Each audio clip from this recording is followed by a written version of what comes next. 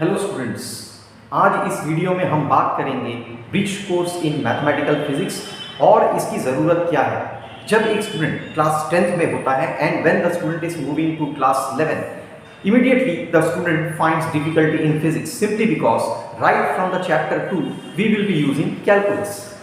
अब स्टूडेंट जब 10th से 11th पे मूव करता है उसको कैलकुलस के बारे में बिल्कुल भी कोई आइडिया नहीं होता है और most of the time you will find that the part of the calculus you will study in class end of class 11 and some part will be studied in class 12, but in physics right from chapter 2 we will be using calculus।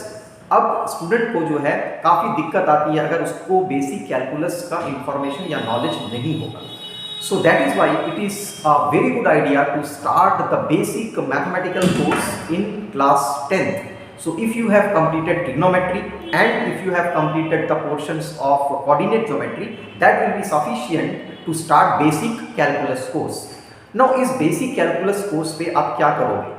आप begin कीजिए limit and functions के basic knowledge से, then move to differentiation, integration and vectors। तो अगर आप ये basic portions को cover कर पाते हो but do not go for the entire covering entire portion of the calculus in integration differentiation, it's a big portion in calculus, but आपको basics आनी चाहिए।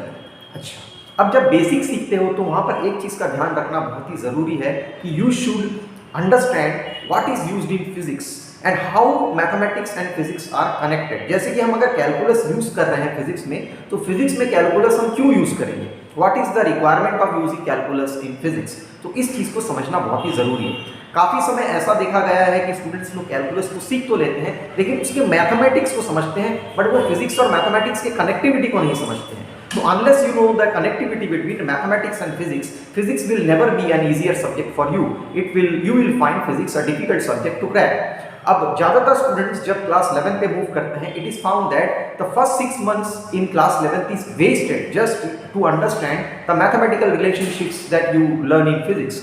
अगर आप एनसीईआरटी की किताब को पढ़ना स्टार्ट करते हो क्लास 11 में, तो you will find the text book very difficult. Some students will find it difficult. Simple reason is आपको मैथमेटिक्स जो है इस बुक में जो मैथमेटिक्स यूज किया गया है, कैलकुलस, वेक्टर्स, इसको आपको बहुत ही बढ़िया से जानना होगा और इसके कनेक्शंस को समझना होगा कि मैथमेटिक्स और फिजिक्स के बीच में कनेक्टिविटी कहाँ पर है।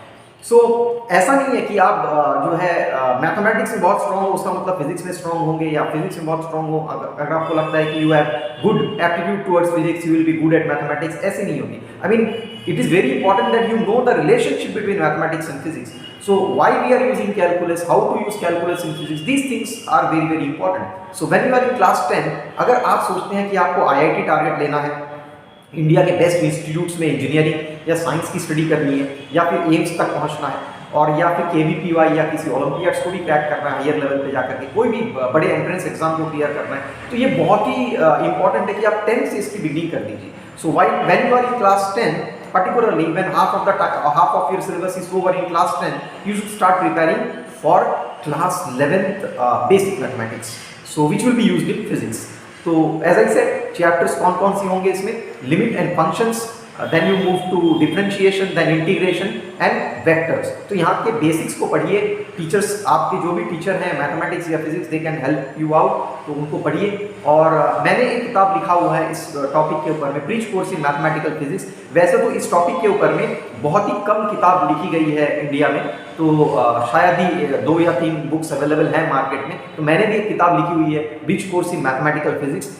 This book totally covers all the mathematical requirement of physics for class 11th and 12th students, and those students who are in class 10 can purchase this book। This is available in online on Flipkart as well as Amazon। मैं इस video के नीचे link दे दूंगा, वहाँ पर आप जाकर के खरीद सकते हैं और फीडबैक भी दीजिए कि आपको किताब कैसा लगा।